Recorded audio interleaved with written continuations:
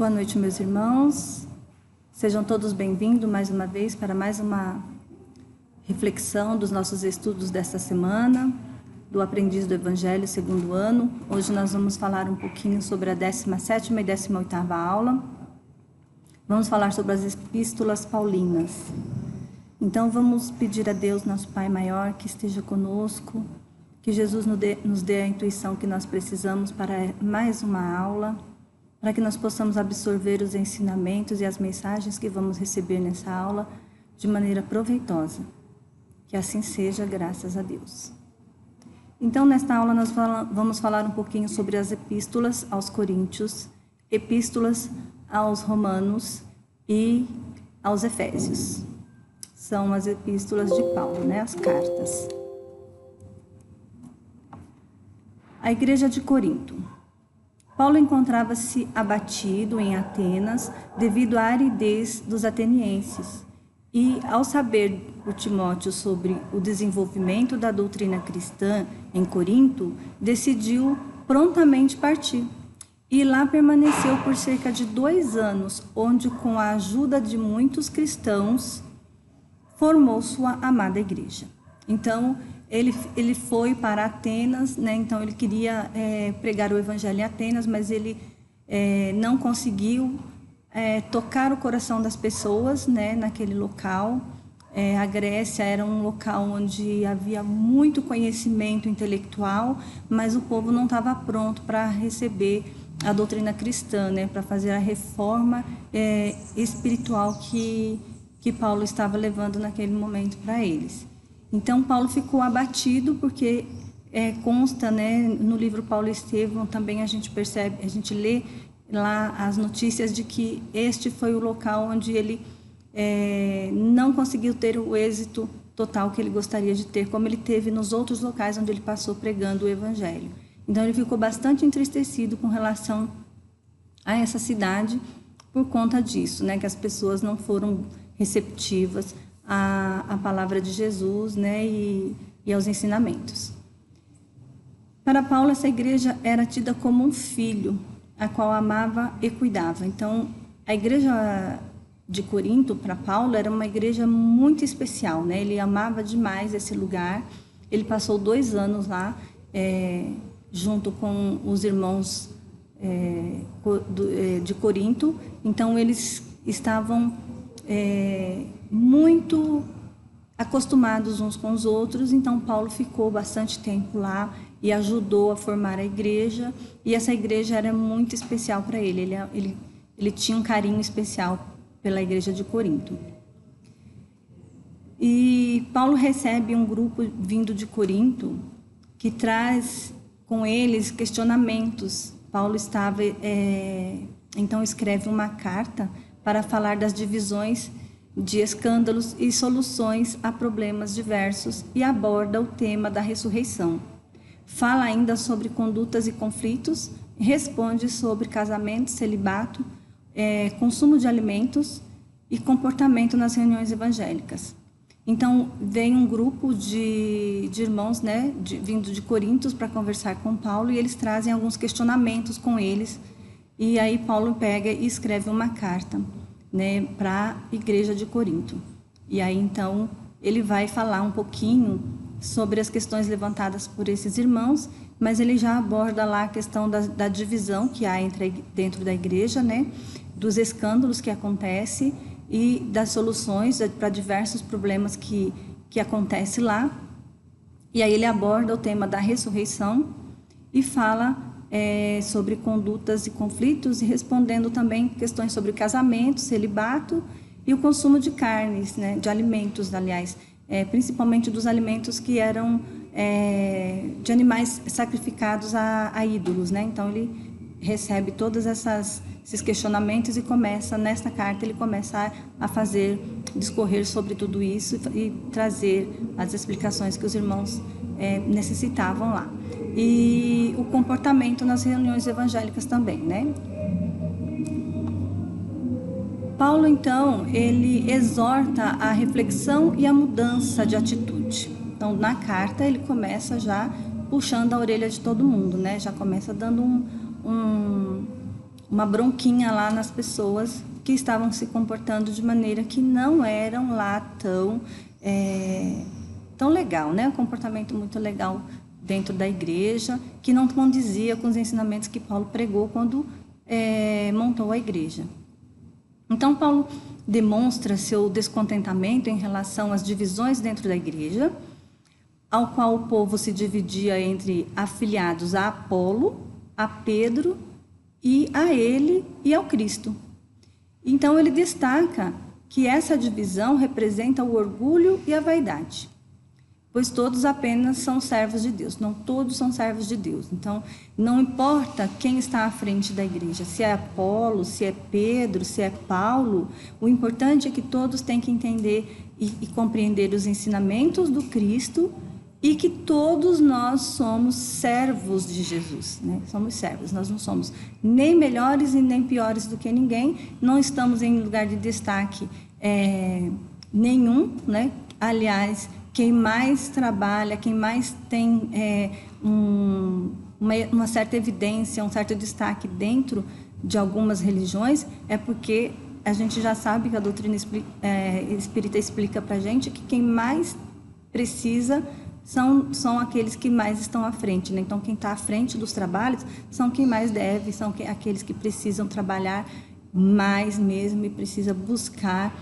se reconciliar com a lei, né? Com a lei divina. Então, se os nossos débitos são muito intensos, nós também vamos ter trabalhos mais intensos para poder quitar a nossa dívida com a lei. Então, ele deixa isso bem claro, né?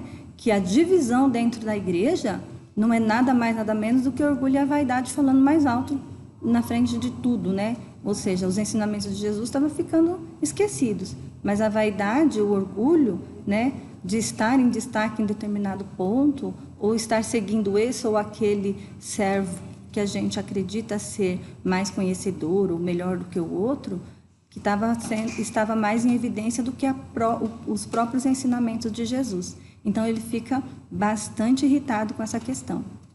E aí ele expõe aos coríntios como um servo de Jesus deve trabalhar.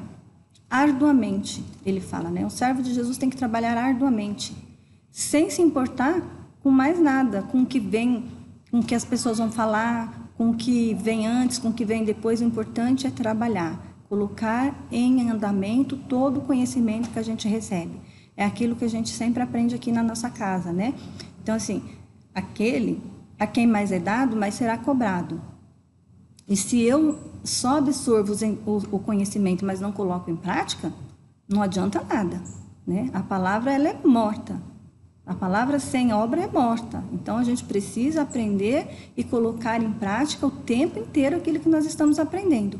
E era isso que ele queria que a igreja de Corinto fizesse, né? Que colocasse em prática os ensinamentos de Jesus, não ficasse preocupado com a divisão dentro da igreja, né? Com esse segmento, com aquele segmento, que eu vou seguir Apolo, que eu vou seguir Pedro, que eu vou seguir Paulo, que eu vou seguir o Cristo. Não, o nosso mestre guia é Jesus Cristo. Então, nós temos que seguir os ensinamentos de Jesus. Não importa em que doutrina nós estivermos seguindo na nossa existência terrena, nós precisamos nos apegar mesmo aos ensinamentos de Jesus, né? Então, como ele fala que os servos de Jesus têm que trabalhar arduamente, expondo-se a diversas dificuldades e provações. Então, assim, não é fácil servir a Jesus, tem suas dificuldades, nós sabemos disso, sabemos o quanto nós temos dificuldade de falar sobre a doutrina espírita, por exemplo, como temos dificuldade de falar sobre o Evangelho para as outras pessoas. Então, isso já foi falado até por Jesus, né? Que não seria fácil o nosso caminho seria de provações mesmo. E Paulo vem reforçando isso, né? Nós vamos nos expor a diversas dificuldades e provações. E aí, então, ele se torna exemplo, né? De abnegação e obediência diante das leis de Deus. Então, quando a gente coloca, de fato, o Evangelho como nosso principal objetivo sobre a nossa caminhada dentro da nossa evolução, nós estamos nos tornando pessoas abnegadas e obedientes diante das leis de Deus, que é isso que Jesus veio pedir para que a gente fizesse, que nós fôssemos pessoas obedientes, né? Que seguíssemos a lei. Então, Paulo questiona sobre a conduta de alguns membros da igreja que não condiz com os ensinamentos, que é isso que a gente acabou de dizer, né? Questiona sobre a prostituição, declarando: o vosso corpo sois um templo, presente de Deus, que deveis cuidar, relembrando a nós que tudo é permitido, mas nem tudo nos convém. Então, meus irmãos, aqui tem um item muito importante, né, que ele vem colocar para nós, que é: o nosso corpo é um templo divino, né?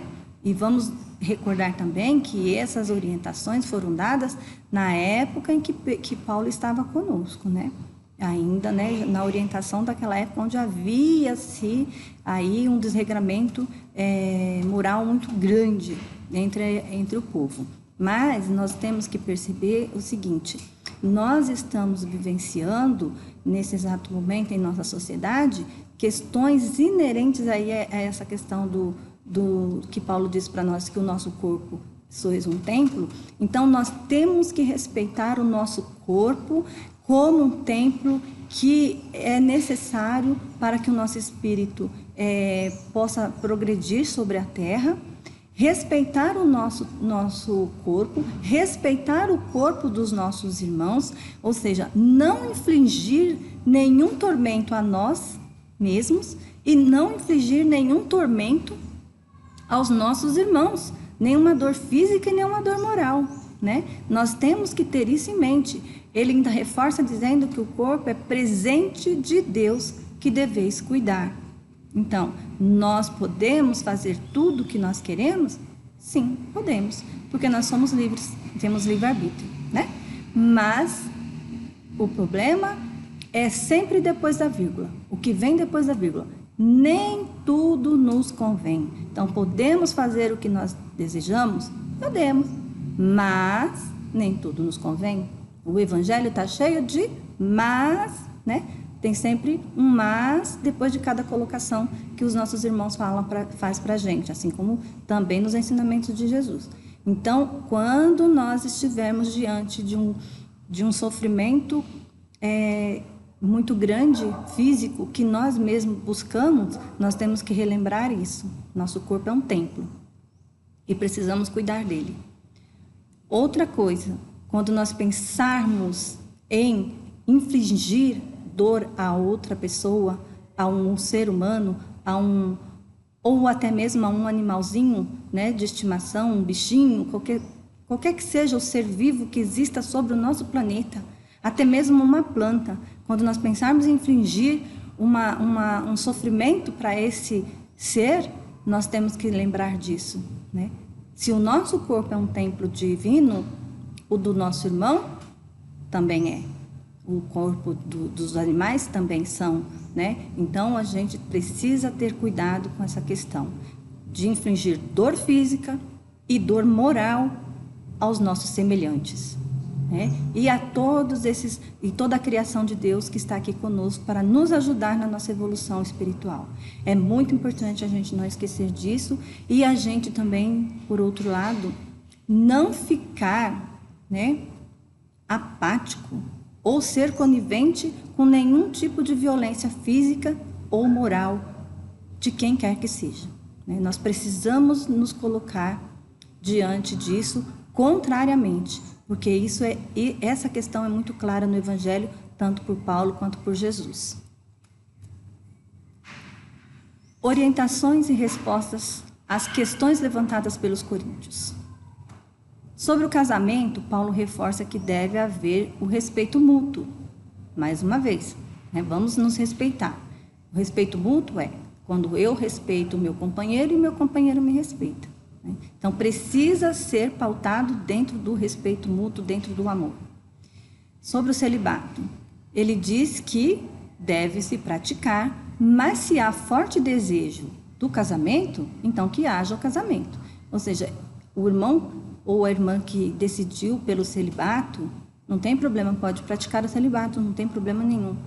Porém, se existir neste irmão o desejo forte do casamento, da união física com outro irmão ou com outra irmã, né, não importa, que haja, então, o casamento, que não fique em sofrimento por conta disso.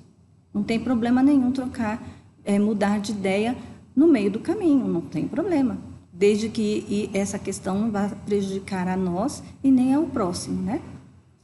Então, a gente tem sempre que ter discernimento. Nós temos que ser razoáveis em tudo aquilo que nós vamos fazer na nossa vida. Nós temos que ter o parâmetro, temos que saber o que é certo e o que é errado, né? O que é moral, o que é ético e o que não é. Essa é a questão. Na separação, ele pede para que a gente primeiro faça a tentativa da reconciliação. Então, tem um casal, mas estão se separando. Vamos tentar a reconciliação. Vamos fazer tudo possível para que a separação não aconteça. Mas se de fato não tem mais como continuar, se não tem mais condição nenhuma dos irmãos continuarem juntos, então vamos separar, não tem problema, separa. Vai cada um para um lado, vamos reconstruir, vamos recomeçar tudo novamente. Vamos fazer diferente do que fizemos até agora. Vamos seguir o caminho junto com os nossos irmãos, mas também sem um maltratar o outro, sem um querer fazer com que o outro pague com sofrimento aquilo que ele está julgando naquele momento que perdeu por conta do convívio com a outra pessoa, né? Não, um casamento não acaba por conta de uma pessoa só. Um casamento ou uma união entre dois seres só deixa de existir quando os dois não estão mais falando a mesma língua, já não estão mais de comum acordo com tudo que cerca o convívio deles, né? Então, se não está dando mais certo, a responsabilidade é dos dois. Então, vamos separar antes que a gente angarie mais débito, mais dívida, né, do que nós já temos. Então, vamos fazer as coisas de acordo com as leis, de acordo com a necessidade do momento, mas seguindo sempre a lei, né, divina, que é a lei de amor, mas também vamos nos apoiar na lei humana, que nos garante essa questão da separação, né? Sobre a alimentação, Paulo diz que se deixar de comer, nada lucramos, e se comermos, nada perderemos. Então, assim, meus irmãos, existia, então, lá na época, uma questão, né, entre os judeus e os outros povos de comer ou não comer a carne do porco, né? O que nós vamos, se fica impuro ou se não fica impuro, né? Também tem a questão que eles discutiam muito, que era sobre a alimentação de animais que era sacrificado para os ídolos, né? Então, fazia-se sacrifício para o Deus tal, não importa qual era o Deus, mas havia sempre muito sacrifício de animais para os deuses. Então, ele fala o seguinte, que deixar de comer, isso é com cada um, né? E se comer, nada vai lucrar. E se não comer, também não vai perder nada. Então, vai ficar elas por elas. Cada um vai fazer aquilo de acordo com o que acredita, com o conhecimento que já tem e de acordo com o que acha que tem que acontecer. Se já entendeu, né, essa questão, já entendeu essa lei, essa questão sobre a lei, vai tomar a decisão que achar melhor.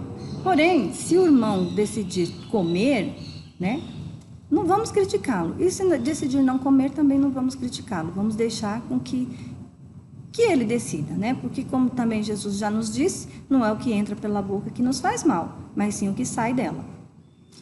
E nas reuniões evangélicas, ele repreende o egoísmo na hora de dividir a ceia, porque enquanto uns se fartavam, outros passavam fome, né? Então, assim, nas reuniões evangélicas, costumava-se fazer a ceia para louvar a Jesus, né? Então, como havia ali já o orgulho e a vaidade falando mais alto, aqueles que se destacavam, né, já não estavam mais querendo, já não tinha mais, o povo mais humilde já não tinha mais tanto acesso às reuniões. Então, o que acontecia? Esses irmãos que tinham mais condição financeira, que já estavam dirigindo as casas religiosas da época, se fartavam na ceia, né, esquecendo do verdadeiro ensinamento de Jesus, enquanto que outros irmãos estavam passando fome. Então, Paulo fica muito irritado com essa questão e ele repreende, né, severamente essa questão. Os temas fundamentais do cristianismo. Paulo fala sobre a comunicação com o mundo espiritual, a imortalidade da alma, o corpo da ressurreição, o amor e a caridade. E lembrando que quando ele fala aqui do corpo da ressurreição, a gente tem que compreender que este corpo é o perispírito, né? Quando se fala de ressurreição no velho, dentro dos evangelhos, a gente tem que lembrar que a palavra ressurreição queria dizer a mesma coisa que a palavra reencarnação, né? É uma questão de nomenclatura só, uma questão de mudar o termo, mas o significado é o mesmo. Então, a gente tem que ter isso em mente, né? Não tem como falar da imortalidade da alma sem falar da ressurreição ou da reencarnação, né? A ressurreição, no caso aí, do corpo espiritual, ou seja, do perispírito. Adverte contra os falsos profetas, né? Então, nós já vimos isso em outras aulas, né? Nas aulas que os nossos irmãos já deram lá atrás, a Sueli e o Israel já vieram falando também dos falsos profetas, e Paulo adverte mais uma vez com relação a isso. Fala da necessidade de discernimento durante a comunicação com os espíritos, diz ainda que há diversas formas de comunicação e de dons, e que não há dentre eles um superior a outro, e nem mais importante, ou seja, qual for o dom, que seja executado com amor e dedicação. Então, meus irmãos, Paulo já deixa bem claro nas cartas dele essa questão da comunicação espiritual, com o mundo espiritual, né, do encarnado para o desencarnado, e ele vem falando das diversas formas de comunicação, né? Então, já sabemos que existe uma infinidade de maneiras de se comunicar, né? Psicografia, psicofonia, espíritos que falam em outras línguas, né? Escrita direta, escrita indireta, mecânica, não mecânica, e por aí vai. São infinitas as maneiras de fazer a comunicação entre o mundo físico e o mundo espiritual. Porém, ele deixa bem claro para a gente que nenhum desses dons é mais importante que o outro, né? E aí ele termina falando que seja qual for a mediunidade que a gente esteja trabalhando nesse momento, que nós precisamos fazê-la com amor e dedicação. O importante é isso. Não importa que tipo de mediunidade eu tenho, mas eu tenho que exercê-la com amor e dedicação. A ferramenta maior, né, que ele nos fala, dedicação aqui, a gente pode lembrar lá de Emmanuel falando com Chico, que é disciplina, disciplina, disciplina, mas o amor acima de tudo. Paulo fala sobre o amor e a caridade, afirma que sem caridade não é possível elevar-se a Deus. Coloca como fundamental o amor para os irmãos, para com os irmãos. A caridade feita com legitimidade, sem interesses futuros, sem envaidecer-se e sem encher-se de orgulho. Então, mais uma vez, ele reforça que tudo que nós vamos fazer tem que ser feito com amor, né? Sem amor, a gente não consegue seguir em frente. Sem a caridade, não se eleva a Deus. A gente não consegue se elevar a Deus sem a caridade. E mais, né? A gente lembra aqui nesse trechinho da música, né, que a gente conhece bem, que fala sobre sem amor eu nada seria, né, e tal, mas quem falou isso de verdade foi Paulo, né? Ele fala que sem amor, sem a caridade, né, não se consegue nada. E fazer a caridade sem nenhum interesse futuro, ou seja, eu vou fazer a caridade porque eu quero fazer a caridade, não porque eu quero ganhar algo lá na frente, porque senão também a caridade que eu estou fazendo perde o valor, né? Não tem valor para mim, espiritual. Tem para o irmão que recebeu ali no momento da necessidade dele, mas para mim, espiritualmente, não tem nenhuma validade, porque eu já estou fazendo aquilo querendo ganhar algo em troca. Então, quando o Renato Russo canta a música, né? Ainda que eu falasse a língua dos homens, a língua dos anjos, Mas sem amor eu nada seria. Isso é uma frase das cartas de Paulo que ele pega para fazer a música. Então a gente percebe o quanto Paulo estava preocupado com essa questão da gente desenvolver o amor verdadeiro dentro de cada um de nós, sem nenhum resquício de orgulho. A imortalidade da alma e o corpo da ressurreição, né? Como nós acabamos de dizer. Então, a partir da ressurreição de Cristo, Paulo exemplifica a importância da alma e diz ser o ponto central da fé e da pregação dos apóstolos. Então, ele fala que os apóstolos precisam falar sobre a ressurreição do Cristo, né? Que seria um ponto central ali da pregação evangélica. Mas aconselha aos coríntios a terem cautela ao utilizar o verbo para não semear falsos ensinamentos. Então, ou seja, falem, exemplifiquem sobre a imortalidade da alma, mas tomem muito cuidado para não espalhar boatos que não são verídicos. Então, a gente precisa ler, compreender, não se apegar à letra, estudar para não sair falando coisa que não é verdade. Porque às vezes nós lemos algumas coisas e saímos falando outras coisas que aquela frase que nós lemos, aquele texto que lemos, não quer dizer exatamente aquilo que nós estamos falando, né? Então, a gente precisa saber, ter discernimento, ter muita responsabilidade naquilo que nós estamos falando. Ele ensina que a imortalidade está no espírito e não no corpo físico. E iremos reencarnar até que o nosso espírito adquira a angelitude, que é para isso que nós fomos criados, né? Então, ele afirma, né, que a imortalidade não está no corpo, mas sim no espírito. E que a gente vai, sim, ter outros corpos e vamos voltar outras vezes para que a gente vá purificando o nosso espírito até que a gente não necessite mais da reencarnação, porque aí nós já estaremos alcançando a angelitude. É segunda epístola aos Coríntios. Enquanto escrevia a primeira carta, Paulo intencionava retornar a Corinto para depois visitar a Macedônia. E antes de retornar, enviou Timóteo para visitá-los e este contatou a igreja. Contatou que a igreja estava sendo influenciada por pessoas opostas a Paulo. Paulo então escreve uma carta que fora escrita entre lágrimas, expressando seu sentimento em relação a eles e consegue tocar o coração da maioria dos coríntios. Na segunda carta, antes do retorno a Corinto, Paulo fala sobre o sofrimento que teve em Éfeso, que quase o fizeram perder a esperança, mas ele ressalta que a fé em Deus o libertou da morte. Ainda na carta, ele explica o motivo de ainda não ter voltado e pede aos coríntios que também perdoe a ofensa, tal qual ele perdoara, porque as ofensas não perdoadas propiciam assédio de irmãos inferiores, cujo objetivo é promover a desunião. Então, meus irmãos, nós estamos aqui, né, sabendo que nós estamos passando por um momento difícil, mas nós estamos num planeta de provas e expiações, onde nós vamos ser testados o tempo inteiro.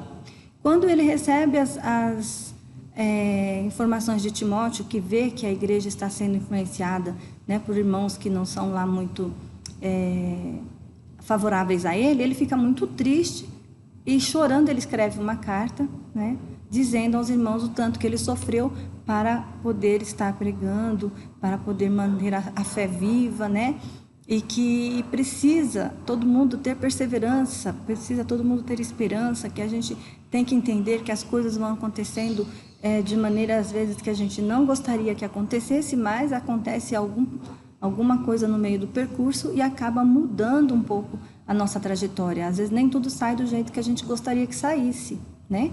Então, ele fala que a gente precisa perdoar as ofensas, porque se a gente não perdoa as ofensas, nós estamos dando guarida a irmãos inferiores, que o objetivo deles é só nos desunir. Então, dentro de uma casa espírita, dentro de uma igreja, dentro da nossa família, não importa onde nós estivermos, nós vamos estar sendo influenciados o tempo inteiro. Nós precisamos tomar cuidado com os nossos pensamentos, para que a gente possa ter confiança em Deus, como ele fala aqui, quase o fizeram perder a esperança, mas não perdeu, porque a fé em Deus libertou ele da morte. Libertou da morte física e da morte espiritual, né? A nova aliança. Paulo era o instrumento da nova aliança, que era a aliança do homem com Deus, feita através de Jesus, feita para traduzir a essência espiritual dos antigos ensinamentos, que sem essa nova aliança podia resultar em falsas interpretações.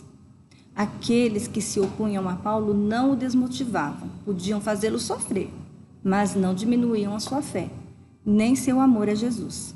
Então, meus irmãos, a nova aliança, então Paulo era um instrumento dessa nova aliança, né? Porque a gente sabe que já teve a aliança do homem com Deus antes da vinda de Jesus. Depois Jesus vem reforçar todos esses ensinamentos que, né, Moisés já tinha trazido para nós. E quando Jesus parte, que vem Paulo depois para continuar a caminhada, né? Que apesar de todos os outros apóstolos, mas Paulo trabalhou muito arduamente e se reformou de uma maneira tão intensa que se tornou um apóstolo assim admirável. Então ele se tornou esse instrumento da nova aliança, porque essa nova aliança, né, foi trazida por Jesus, né? Deus envia Jesus para nos trazer uma nova, um novo, vamos dizer assim, contrato, né, conosco, que Deus faz, uma nova oportunidade, né? Deus manda Jesus para nos ajudar a entender os ensinamentos dos antigos, ou seja, os ensinamentos das leis mosaicas, né? Jesus fala que ele não veio destruir a lei, mas edificá-la. Então ele veio nos ajudar a entender a essência desses ensinamentos que Moisés já tinha trazido antes para nós. Então ele vem nos exemplificando, nos ensinando de maneira diferente, de maneira mais simples, para a gente entender melhor, mas ele não refuta, ele não joga nada fora do que Moisés trouxe para nós. Ele vai nos ajudando a compreender esses ensinamentos. Por isso, é colocado aqui no nosso livro, né, como sendo a nova aliança, que ele sendo um instrumento da nova aliança que foi trazida por Jesus. Então, Jesus vem, vamos dizer assim, selar essa união de Deus com o homem, né? Então, como ele falou no nosso slide atrás, que ele quase perdeu a esperança, mas ele continuava firme com a fé em Deus. Então, ele poderia sofrer, né? Ele poderia ser maltratado, poderia ser achincalhado, ele poderia não ser recebido, mas eles não poderiam diminuir a sua fé e nem o seu amor a Jesus. O amor de Paulo por Jesus era muito grande, era muito forte, que nada fez com que ele deixasse a missão para trás, que ele desistisse no meio do caminho. A edificação do homem novo, né? A gente sempre fala sobre isso na seara de Jesus também. Aceitar os ensinamentos do Evangelho é se esforçar cada dia mais para a prática do bem e da caridade. Não é possível seguir a Jesus praticando o egoísmo ante os nossos irmãos. Viver perante as leis de Deus é viver perante o amor. Então, não tem como nós seguirmos Jesus, seguir os ensinamentos do Evangelho, sem nos esforçar todos os dias para praticar o bem, sem nos colocarmos a serviço da caridade, todos os dias da nossa existência, né? Não é quando eu me aposentar, não é quando eu tiver tempo, é todos os dias, todos os instantes da nossa vida. E não é grandes eventos que a gente precisa fazer, são pequenas coisas do nosso dia a dia, né? São pequenas atitudes e movimentos nossos para ligados ao bem que vai fazer a diferença, né?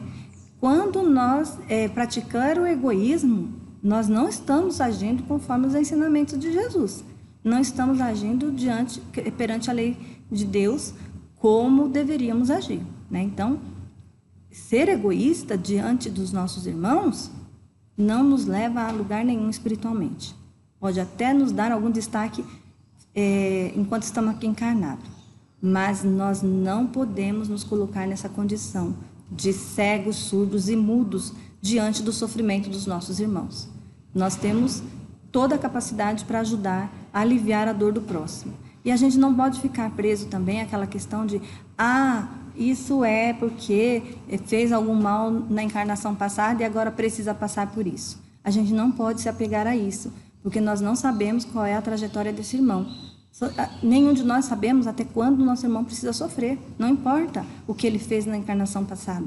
O importante é que nós estamos aqui agora vivenciando um momento em que o irmão está sofrendo muito diante de nós, e nós temos condições de aliviar essa dor e vamos fazer o possível para fazer isso, para deixar cada vez mais confortável a existência desse irmão, resgatá-lo desse sofrimento tão intenso em que ele está nesse momento. Para nós pouco importa o que foi que ele fez, o importante é o que nós vamos fazer daqui para frente. Então, Paulo também, ele fala um pouquinho sobre a coleta em favor da Casa do Caminho, né, que é aquela casa onde os apóstolos recebiam todos os doentes da sociedade, né? Pedro ajudou a construir a casa, e aí eles começaram a receber os marginalizados da sociedade, né? Os invisíveis, aqueles que ninguém queria saber. Eles recebiam todos nessa casa e tratavam todos eles. Então, ele solicita aos coríntios a participação em favor de Jerusalém, porque essa casa ficava em Jerusalém, falando sobre a boa vontade em ajudar, mesmo com pouco recurso. E quando tivermos mais, que possamos repartir com quem tem menos, para que no dia que tivermos menos, nossos irmãos possam repartir conosco, de forma que todos tenham sempre o necessário. Então, assim, não importa a quantidade que eu tenho, não importa o que eu vou receber hoje, o que eu vou receber amanhã, é importante que o que eu tiver possa auxiliar aquele que não tem nada. Porque eu posso achar que eu não tenho muito, mas tem irmãos que têm muito menos ainda. Então, o importante é você ser fiel no pouco, porque sendo fiel no pouco, você é fiel no muito também. Então, se nós soubermos repartir enquanto estamos a caminho com os nossos irmãos, e não temos um recurso muito grande, não vamos ficar esperando ganhar um grande prêmio para poder praticar a caridade. Vamos praticar a caridade com aquilo que nós temos em mão nesse momento. É isso que nós temos para agora, é com isso que nós vamos trabalhar. Então, não precisa a gente ficar aí esperando grandes recursos, não. A gente precisa fazer agora, porque quem tem fome tem pressa, quem tem frio tem pressa. Não pode ficar esperando o dia de amanhã. Então, a gente também não pode esperar a colheita na onde a gente não plantou. A gente não pode colher num solo que nós não semeamos. E aí, então, ele chama a atenção para que examinai-vos a vós mesmos e vedes se estáis na fé. Provai-vos. Então, examine a sua consciência, examine suas atitudes, as suas ações, né? Era como se ele dissesse isso para a gente. O que você está fazendo hoje? Como você está vivenciando o Evangelho? Como que você está colocando ele no seu dia a dia? Essa frase é bem importante a gente não esquecer dela. Ele traz a Epístola aos Romanos também. A Epístola aos Romanos foi escrita em Corinto, exerceu grande influência na teologia das igrejas católicas e protestantes. Paulo apresenta-se como apóstolo de Cristo, fala de seu desejo de levar-lhes o Evangelho. Antes da revelação da Boa Nova, os judeus e os gentios viviam contrário às leis de Deus. Os judeus tinham conhecimento, mas usavam de forma equivocada, julgando e condenando os outros irmãos. Já os gentios não se interessavam em conhecer as leis de Deus e deixavam-se levar pelos valores mundanos. Então, ter só o conhecimento não é suficiente, né? Não é suficiente. O importante é você ter o conhecimento e colocar esse conhecimento em prática, em benefício do outro. Não ficar com esse conhecimento só para você ou usar ele de maneira equivocada para diminuir, humilhar o outro, né? Menosprezar o outro. Porque a lei de Deus ela é para todos, não é só para uns. Então, nós precisamos ter cuidado com essa questão. Já os gentios não se preocupavam em conhecer as leis. Para eles, não tinha importância nenhuma essa questão. Eles estavam vivendo a vida como eles queriam viver, né? Como dizem alguns de nossos irmãos, a vida é uma só e a gente não pode perder tempo. Então, era bem assim que eles levavam a vida, até chegar Paulo e fazer a pregação do Evangelho para eles, da Boa Nova, e modificar um pouquinho essa questão. O papel da fé, Paulo conclui seu pensamento afirmando que a fé em Jesus precede as obras, né? Faz os homens agirem de acordo com as leis de Deus. Ou seja, a fé ela tem que vir antes de qualquer coisa, né? A gente tem que ter a fé firme, enraizada dentro de nós, para que a gente possa ter atitude de fazer outras coisas, para que a gente possa começar a trabalhar de fato na obra de Deus e exercitar os ensinamentos de Jesus no nosso dia a dia. A reconciliação com Deus.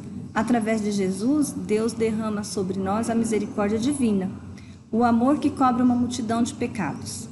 Então, Jesus é esse amor, né? Deus faz essa reconciliação conosco através de Jesus, que vem trazer todos os benefícios que nós necessitamos e todas as orientações que nós precisamos ter para que nós possamos encontrar novamente o nosso caminho e voltar a Ele, né? Encontrar a nossa essência divina e voltar para o Criador, né? Não ficarmos mais perdidos aí na multidão sem saber para que lado nós vamos correr.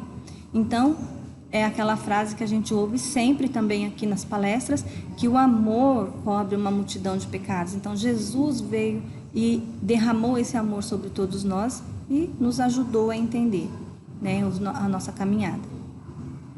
Então, a libertação, o cristão ele é chamado para ter uma nova vida, para ser livre do pecado e servo da justiça, liberando-se do mal pela prática do bem. Então, a gente só se liberta da dor e do sofrimento, a gente só se liberta do pecado trabalhando como servo da justiça e trabalhando cada vez mais na prática do bem. Então, a nossa libertação é a nossa libertação da consciência, né? Da libertação do nosso ser, da nossa alma. Não libertação física, né? Como alguns imaginam, mas a libertação da nossa consciência. A nossa consciência tem que estar livre, ligada a Jesus, para que nós possamos estar realmente, de fato, encontrando a paz interior. Então, aí a gente vê também a luta interior, né? Paulo vem falar um pouquinho sobre isso. Paulo fala da importância da mudança vir de dentro de nós, e não de sermos escravos dos desejos da carne, mas estarmos sempre em busca dos valores espirituais.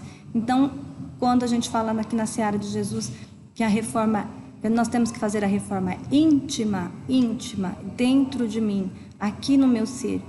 Eu tenho que mudar o que está dentro de mim.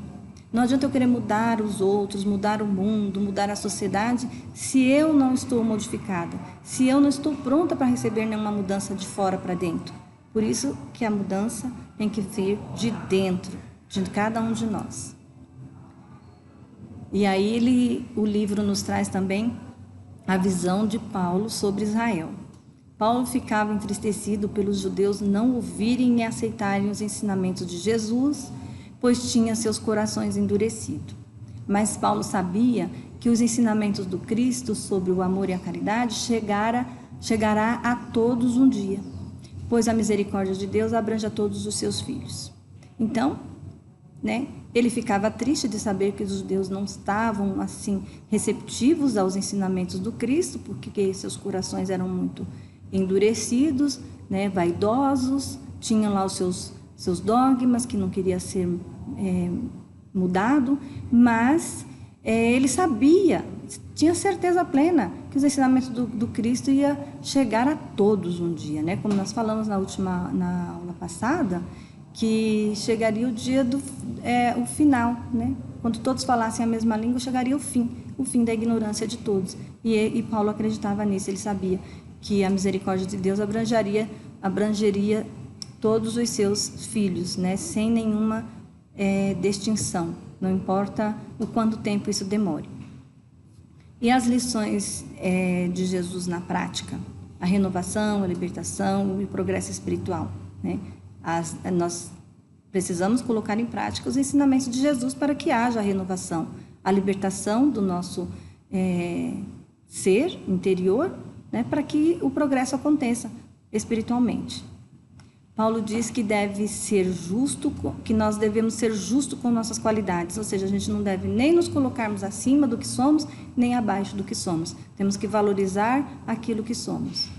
Reforça a importância de combater o mal com o bem pois se reagirmos com o mal, não estaremos extinguindo o mal. Então, se nós usarmos a lei olho por olho, dente por dente, nós não vamos diminuir o mal sobre a terra. Nós não vamos fazer com que ele deixe de existir. Nós vamos só estar cada vez mais propagando o mal. Então, o mal tem que ser reagido com o bem, com a ação do bem. Aquele que faz o mal, ele tem um débito com a lei muito grande. Mas se eu reagir com o mal, eu também vou angariar débitos, né? Se o meu irmão me faz algo ruim, me prejudica, o problema é dele. Mas se eu revidar com o mal, o problema é meu. Então, eu preciso ter essa consciência. Eu tenho essa disposição de me comprometer espiritualmente a ponto de ficar em débito com a lei e ter que ficar voltando não sei quantas vezes para poder reajustar a minha dívida com a lei? Ou eu posso simplesmente orar por esse irmão e pedir a Deus que ele melhore e seguir em frente fazendo o melhor que eu puder? Essa é a questão. Cuidados com os falsos ensinamentos, né? Paulo alerta sobre os falsos ensinamentos, relembrando que o reino de Deus e os bens materiais não têm valor algum, né?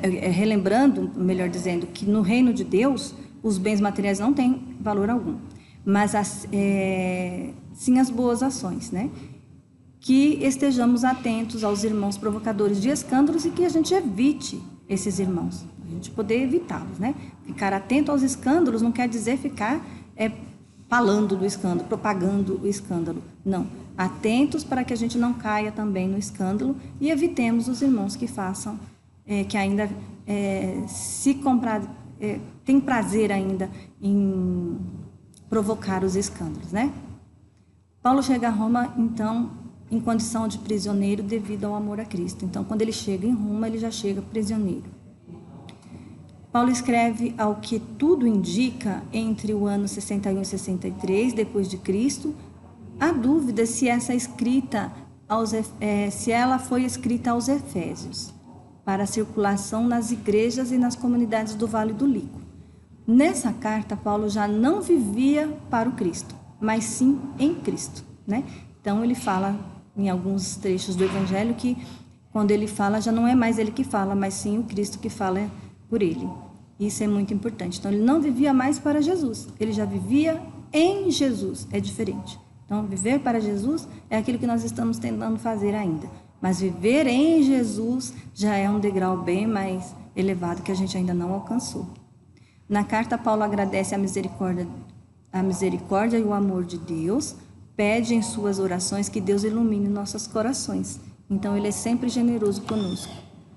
A necessidade da renovação espiritual. Paulo diz que a redenção é feita pela renovação espiritual. Antes de termos conhecimento do Evangelho, agimos de acordo com as tendências inferiores. Mas Deus, com seu infinito amor, nos envia seu Filho Jesus para nos ensinar as leis divinas, as leis do amor, pois foi para viver as leis do amor que fomos criados. Então, como já vem falando desde o começo da apresentação, Paulo vem batendo nessa tecla que a nossa redenção é a renovação espiritual, né? Se nós não renovarmos espiritualmente, a redenção não acontece. E antes do Evangelho, antes de conhecer Jesus, a gente vivia, né, sobre as nossas tendências inferiores, nossas más tendências. Agora a gente ainda vive sobre as nossas más tendências, mas nós já temos o conhecimento do bem. Então a gente já pode fazer a escolha, né? Hoje já não estamos mais às cegas, já sabemos o caminho que precisamos percorrer. Mas Deus, Ele nos ama infinitamente, então envia Jesus para nos ajudar a entender as leis divinas, as leis do amor, né? E aí crescer e viver para elas, que é para isso que nós fomos criados. A reconciliação entre todos. Então Jesus, Ele veio para reconciliar todos os povos. Infelizmente, existem divisões entre as religiões.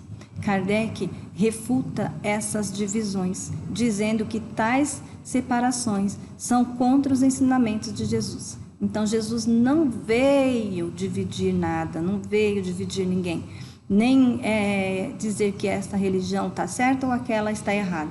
Ele veio unificar. Então, quando a gente falou na outra aula também que Jesus, quando todo o planeta estiver falando uma só linguagem, que estiver falando só sobre a linguagem do evangelho, ou seja, a linguagem do amor, então o sofrimento vai acabar. É o fim do sofrimento, o fim da nossa ignorância espiritual. Então, Kardec reafirma isso, dizendo que as separações dentro das igrejas e dentro dos povos são contra os ensinamentos de Jesus. A missão de Paulo, né? A missão de Paulo era levar o conhecimento das leis do amor aos irmãos, por isso trabalhava arduamente para cumpri-lo. Então, a missão de Paulo na Terra era levar, então, o conhecimento da lei de amor aos nossos irmãos, que é a mensagem de Jesus, a palavra, né? As palavras do Evangelho, os ensinamentos do Cristo. Não tem outra palavra a não ser o amor ao próximo, o amor a Deus, né? Então, o amor a nós mesmos. Então, essa é a palavra-chave dos evangelhos, porque é o amor. Não existe outra lei no universo que vai nos unir a não ser a lei do amor. Os cristãos como membros de um só corpo.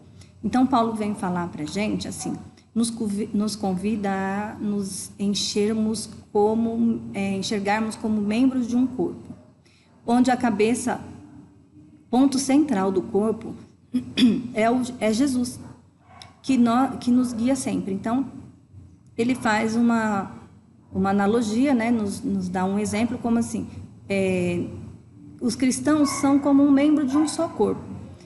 Cristo é a cabeça, nós somos o resto do corpo, somos todos os outros membros, né? Então, não existe como você dizer que uma parte do corpo é mais importante que a outra, porque todas as partes do nosso corpo são importantes. E quando falta uma dessas partes do corpo, fica difícil o corpo progredir, né? Caminhar sobre a terra.